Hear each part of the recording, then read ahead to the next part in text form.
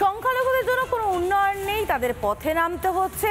অন্যদিকে বারবার তারা প্রতারিত হচ্ছেন, বঞ্চিত হচ্ছেন। 26-এর ভোটের আগে এবার মুখ খোলা শুরু করেছেন সংখ্যালঘুরা। তাদেরকে কি শুধুমাত্র ভোটের তাস করেই রেখে দেওয়া হবে? তাদের উন্নয়নের কথা ভাববে কে? তোষণের শাসনের বিষে কি তাদের ভবিষ্যৎ অন্ধকার? প্রশ্ন করছেন সংখ্যালঘুরাই।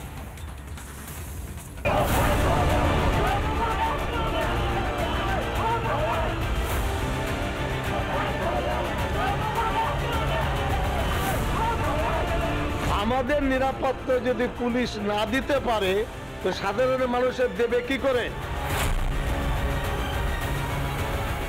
এত খুনোখুনি হয়, ভোটের সময় বা অন্যান্য সময় মারামারি হয়, খুনোখুনি হয়, তারপরে যারা খুন করছে তারাও মুসলিম বেশিরভাগটাই, এবং যারা খুন হচ্ছে তারাও তাদের অজ্ঞতা এবং তারা নেমে পড়া হুট করে লাফ মেরে নেমে পড়া আর কি। একটু উস্কানি পেলো না, নেমে পড়লো, বুঝলো না ভালো মন্দ এটা ওটা বুঝলো না। পলিটিক্স করতে সেখানে আমার জাতিকে কেউ লাত মারবে আর আমি সেটা বরদাস্ত করব।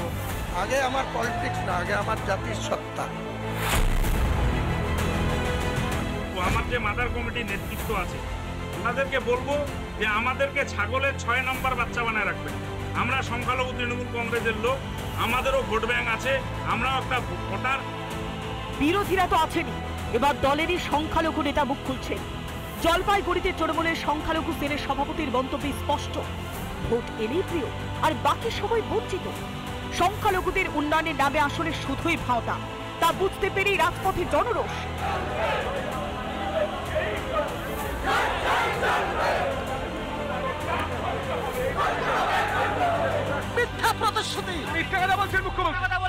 প্রতিশ্রুতি দিয়ে ভোট ব্যাংক হিসাবে কাজে লাগিয়ে নেওয়ার পরে আমাদেরকে ছুড়ে ফেলে দিতে চাইছে। বেরিয়ে পড়েছে ক্ষমতার বীজদাস লোক।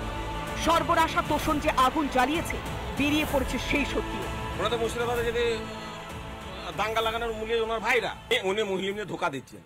উনি ওয়াকাফ আন্দোলন করার পর উনি চুপচাপ মানুষকে নিয়ে ঠিক রাস্তায় নামিয়ে দিয়েছেন, যে মানুষকে বিভ্রান্ত করেছেন যে উনি ঘরে ঢুকে বসে আছেন।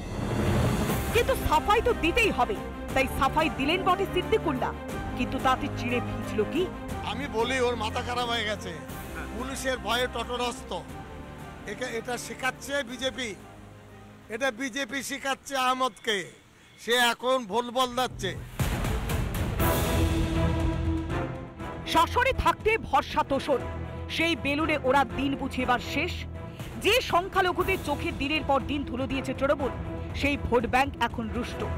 এবার সংখ্যালঘুরা মমতার উল্টো দিকে, কারণ বারবার নাকের বদলে জুটছে দারুণ। পরিস্থিতি সেই নিদারুণ, ক্ষমতায় থাকতে বারবার যাদের ব্যবহার করেছেন মমতা, তারাই গদি থেকে টেনে নামাবে না তো? রিপাবলিক বাংলা।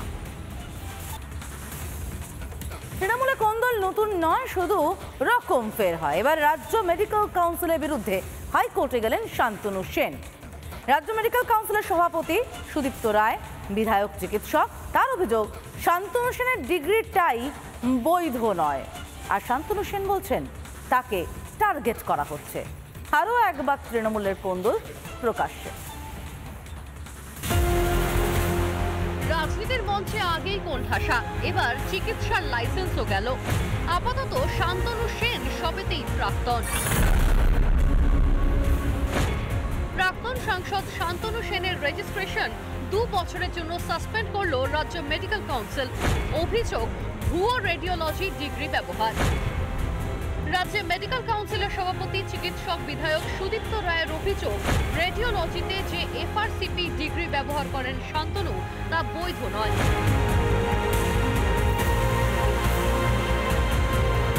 তবে ছাড়ার পাত্র নন শাসক দলের প্রাক্তন সাংসদ শান্তনুও। সাসপেনশনের জবাব দিতে হাইকোর্টে ছুটেছেন তিনি। মামলা দায়েরের অনুমতি দিয়েছেন বিচারপতি অমৃতা সিনহা। সোমবার সেই মামলার শুনানির সম্ভাবনা। শাসক দলের এই দুই নেতার বিবাদ বহুদিনের। 2023 সালেও রোগী কল্যাণ সমিতির চেয়ারম্যান পদ নিয়ে বিস্তর জল ঘোলা হয়। কিছুদিন বাদে রোগী কল্যাণ সমিতির চেয়ারম্যান পদ থেকে সরানো হয় সুদীপ্ত রায়কে। তার জায়গায় নতুন দায়িত্ব পান শান্তনু সেন, যদিও ফের পুরনো পদেই বহাল করা হয় সুদীপ্তকে। তবে শুধুই কি ডিগ্রি, নাকি পুরনো রেশারেশির জেরে ঝোপ বুঝে কোপ? এতে শান্তনুবাবুর দুঃখ পাওয়ার কি আছে? মেম্বার অফ পার্লামেন্ট হিসাবে ডক্টর মমতা ব্যানার্জি এটা লেখা হয়েছিল। পরবর্তীকালে অবশ্য শুনেছি যে বিশ্ববিদ্যালয় থেকে ডক্টরেটটা উনি পেয়েছিলেন, সেই বিশ্ববিদ্যালয়টির নাকি অস্তিত্ব নেই। শান্তনুবাবু তো মুখ্যমন্ত্রীর পদাঙ্ক অনুসরণ করছেন, এটার জন্য ওনার গর্ববোধ করা উচিত। তৃণমূলের অন্দরেই যখন এমন কোন্দল, তখন বাইরের কোন্দল সামলাবে কে? 26-এর আগে এভাবেই কি ডুববে তৃণমূল? রিপাবলিক বাংলা। নানা ধরনের কন্টেন্ট দেখার জন্য লাইক করুন, শেয়ার করুন আমাদের ফেসবুক পেজ, সাবস্ক্রাইব করুন আমাদের ইউটিউব চ্যানেল। পাশাপাশি অন্যান্য ব্রেকিং নিউজের জন্য অবশ্যই চোখ রাখুন রিপাবলিক বাংলায়।